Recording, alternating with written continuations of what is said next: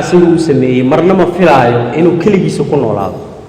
business كاستو حوليه competitor وأنا طبيعة عدة business كوليه business كهتوصل competitor لهين أديك حتى أكون مرة قف كان عصاها لفتي سي وكفى إذا بديه هاي business كيس مركو competitor ليه ويحب هاي قف كحوس كقيمة number 2 تاهرتنا أوجاتا وحا أسميني سيد مركز تو حاجر دونا قراء وحاي وحلمدا أما كفي عن أما كحن سمين دونا إن أكو حساب تنتو المهم concept الغلط أو إن بحاول جالن جالس سنة وجود بيا عقبالها سدي وسوى وجاد محن سمية وحا أسميني سيد نمبر 1 وحا أديك محارب فرتنا قبتي أديك محارب تينات نخطط أديك هدا هاي business كأو سميني سي هدي business كي يتيدي وحي عن كود ذلك وحي دان عن كسر بحي قلت كلو يروحون دايتي معه أنا عم فشل معه كليلكم معهم فيشن كاي so فيشن كاي وإنه ليه core values وإنه ليه هذا أنا تقانا وح competitive advantage كوا هدي حتى أي بقول business أي فرمانه كوا وكوا عم بها سماية هذا أنا تقانا عم بها عم بالله إنه سجري you have that core value or competitive advantage وإنه ليه وهدي الصورة راديو تياهان هدي الصورة راديو قيمة أهان هدي الصورة راديو healthy جاي تستيج عم بها وليه هاي واحد جرا الله سماه إنه سجري متكسر نكو حسابتن من نكو حسابتن people are always pay the premium price dadku wajcelihiin shayga tayada iyo qaaliga lacag badan way ku bixinayaan wadreemisa hadda magaalada Muqdisho ya koob komishiin waxa lagu caawi jiray 3,000 shilin Soomaali maantana $2 iyo bar $5 lagu caawaya why because of the tayadi why because of the location key why because of the waxa feasibility quruxdii why qofku wuxuu sameeynayaa waxa laga yaabaa qofka 3 kun 4 kun 5 kun komishiin ku caawayo 200 qofood inay u fadhiso laakiin laamigu uu fadhiyo banaanku uu fadhiyo buuqi gawaaradii saxmadii uu ku jiro qofkan laakiin $2 bixiyay ee koobka komishiin ku caawayo ama $5 bixiyay wuxuu fadhiyaa space yar qurux badan qof yar oo ama shaqaale yar waxa uu adeegayo arbiysan oo tababaran koob nadiif ah place nadiif ah lagu keenay dadku way bixinayaan soo walba ka qabil cambahaaga camba kaliita iyo beertaada beer kaliita hadii la sameeyo tawa number 1 oo competitive advantage oo leedahay waana good policies ka as bravo u degsan bravo waa shirkad consultant ah waxayna siinaysaa tipska iyo trickska iyo talooyinka kaga aadan startup businesska ama small businesska maanta ka jira wadanka waxa ay rabaan iyo nuweelka ay rabaan iyo challengeska haysta iyo sida ugu fudud challenge-ga ugu bixi lahaayeen talooyinkaas siinaysaa laakiin si guud dawladda ayaa waxa laga rabaa inay jihayso dhaqaalihii wadanka iyo wax soo saarkii wadanka oo basic u ahaa waayo Soomaaliya hadda waxa la sheegaa 95% inaan ku tiirsanahay wax noogu yimaada banaanka noogu yimaado wax soo saarkeena gudaha aad u liitaa wax badan ma soo saarno dadka laga rabo markay inay waxa bedelaan oo hal abuuro sameeyaan oo rabaan in wadankooda dib ugu faa'iideystaan resource-ka buuxa aan ku faano Soomaali ahaan waa annaga dhalinyarada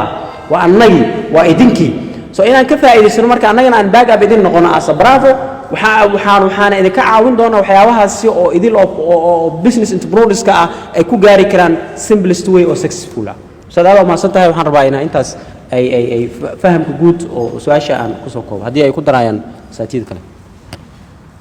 waxaad u baahan tahay waxa dhibta ku haysata in lagu la xaliyo xalkuna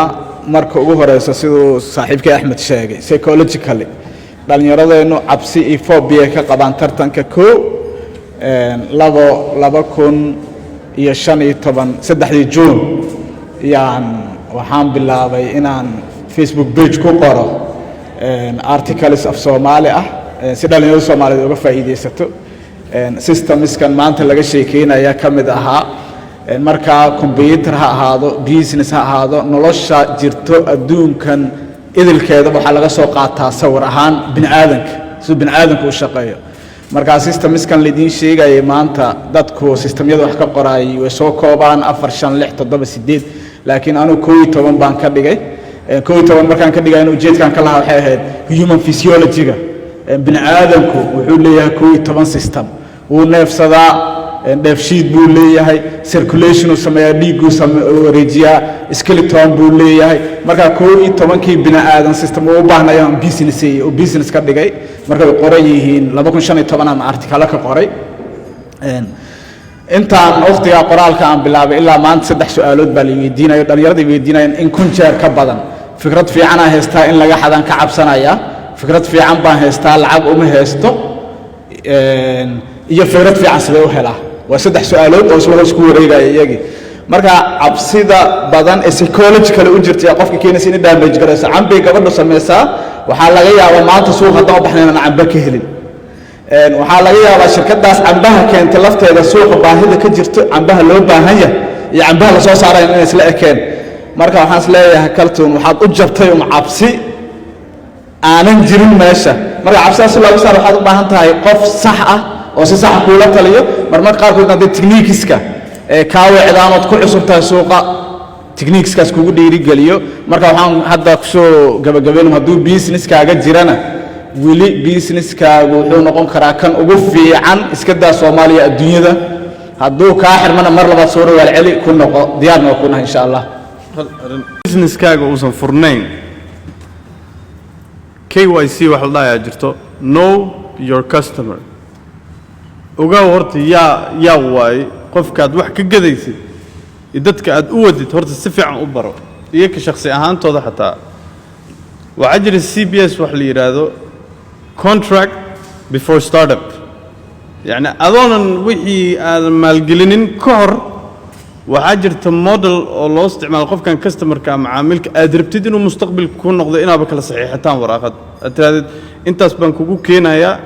عم بها برايس كسان كوكو كينا ترانسبورتيشن كي كجرو فول انفورميشن وقت قاسم بلابا يا ساس كونتراكت تجيب قعنت كويس أنت أظن يعني وحمال قشن كور ومرل رنتي أو ضد بدن أشقي ويجتا هذا كله واحد institutional أو إلى لنا contract جاك هذا وقت يعني حاضر كدولتنا ما هاي ستو لكن ضدك وايس يقانن مركا انت